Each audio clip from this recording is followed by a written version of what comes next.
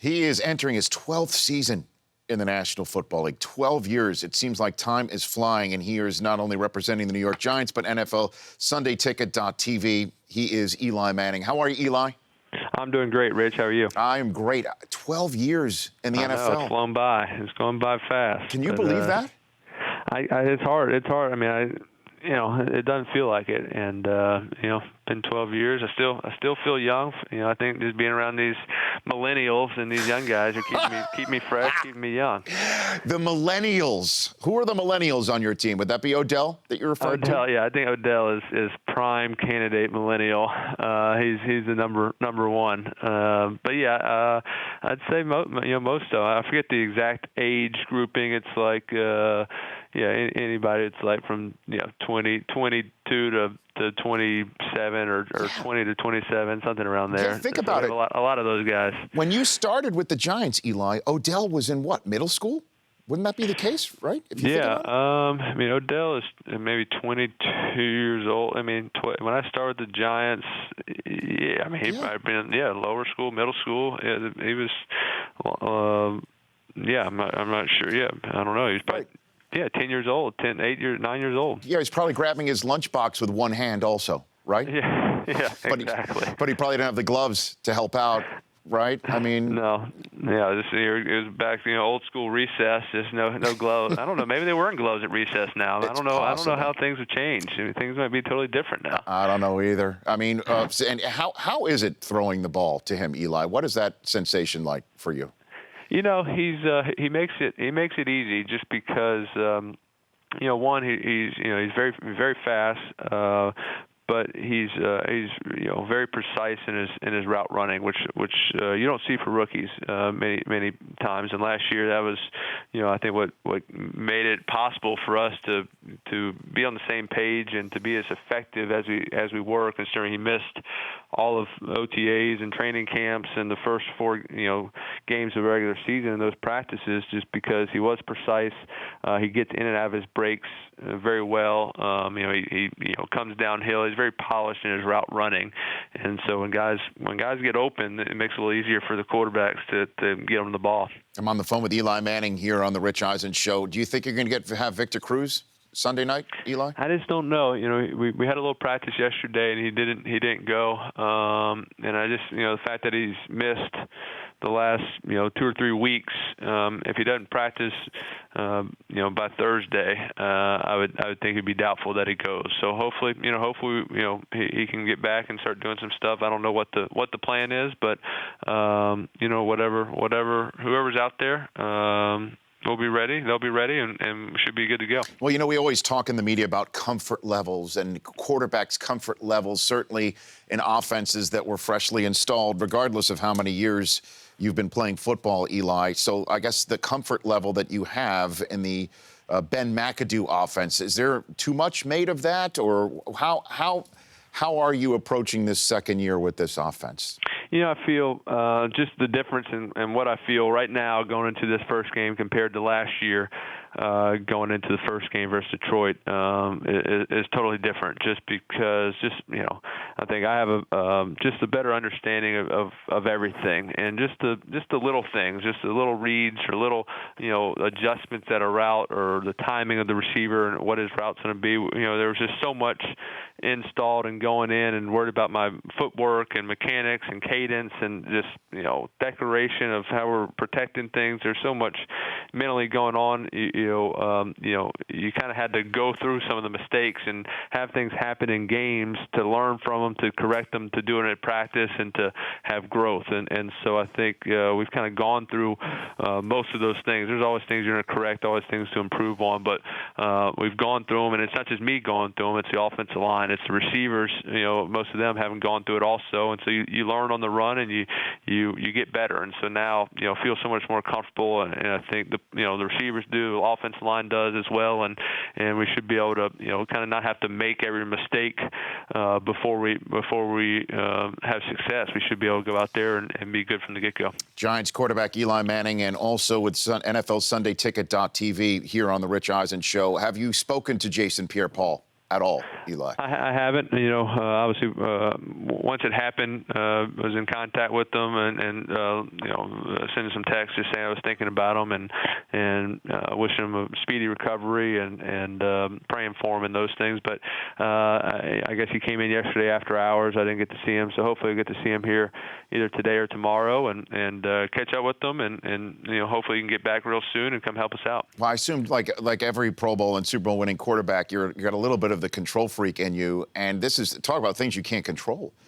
Certainly, he's on the other side of the ball, and you need that to help out certainly and win championships. And then you just, I mean, how have you been dealing with this, with him not being in the fold and wondering what's going on with him? Yeah, I mean, I think. I think once once training camp starts, you're so focused just on the guys that are here and so focused on getting better and plays going in and the installs and everything. It can kind of just got so many other things going on. You forget about it. And so I don't think it's been a distraction. I think early on you had to talk about a lot. It was a little different and so many uncertainties. So I think this week will still be a little chaos. Him coming back and trying to figure out.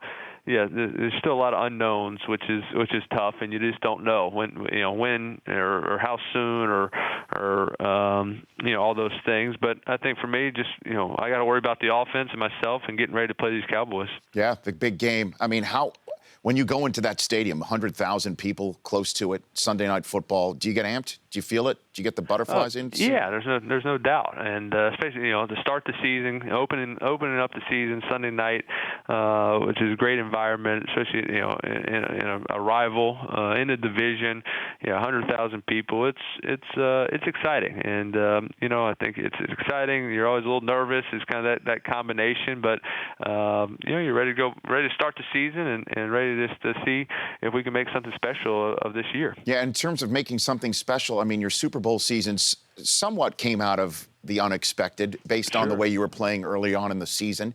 And in your career, Eli, I mean, 167 consecutive starts, that's the longest active streak. You're 4 wins away from passing Phil Simms for the winningest quarterback in Giants franchise history. And yet you're probably best known as being Patriots' kryptonite, Eli.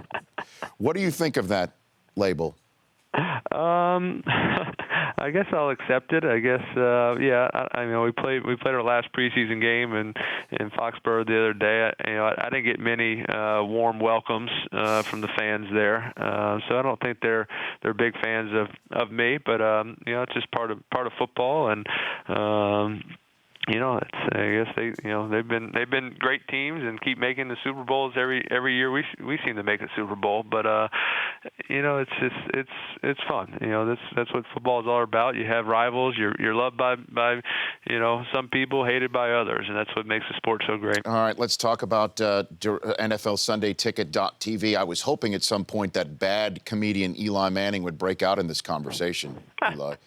That was very convincing. I'd have to get into full attire and get my wig and glasses and that outfit back on, which to get into. I need like a name. I don't know what my name would be. As instead of bad comedian Eli Manning, I need my alter ego comedian name. So yeah. I'll let you think about that, and you can send me a text with a good name if you come up with one. But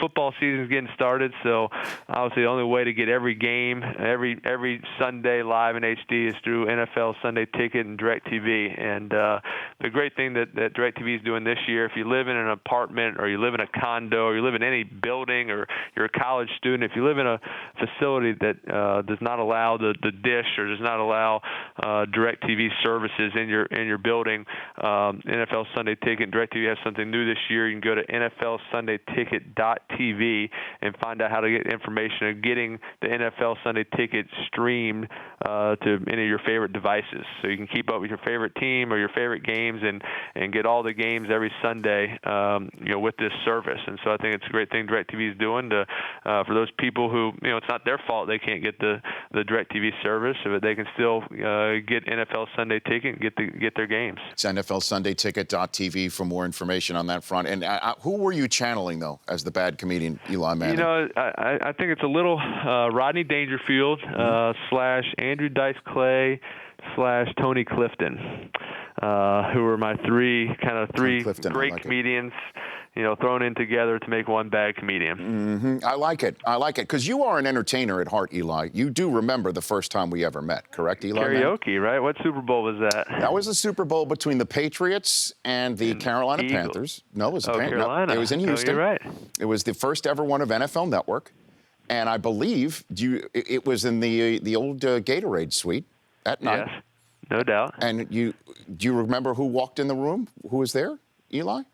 Who I you do were not. with? It was Who? you, your dad, your mom, Peyton. I believe Cupper was there as well. And you grabbed the microphone first. The karaoke night, sir. You did That's it. my style. That's that was the thing. I was big into karaoke then. What do you mean then? You're not anymore? Come on. It's just gotten harder. I mean, I kind of, every once in a while, it's a Friday night. Me and the wife might just get at home and throw on a little Cisco and do a little karaoke. But it's just getting more rare and rare. Is Cisco your go-to, Eli? Song. Is it? No. Is it? No, it's not. I mean, it's just that's I don't know why that one came out right there, but Because that means Odell hasn't rubbed off on you at all. you're right. I'm not, Right. I'm not doing the nay or anything. So that hadn't happened yet. Okay. Yeah. No. Sinatra was my go-to. I wish I could recall what you sang. I can't remember. These hits to the head have added up, I guess. I Yes, can't, they have. can't recall. Oh, stop. Eli, good luck. I look forward to seeing you on Sunday night and beyond. And let's chat again soon. Okay. All right. Thanks, Rich. Appreciate it, pal. You got it. All That's right. Eli Manning. The Rich Eisen Show, weekdays at noon Eastern. On Audience.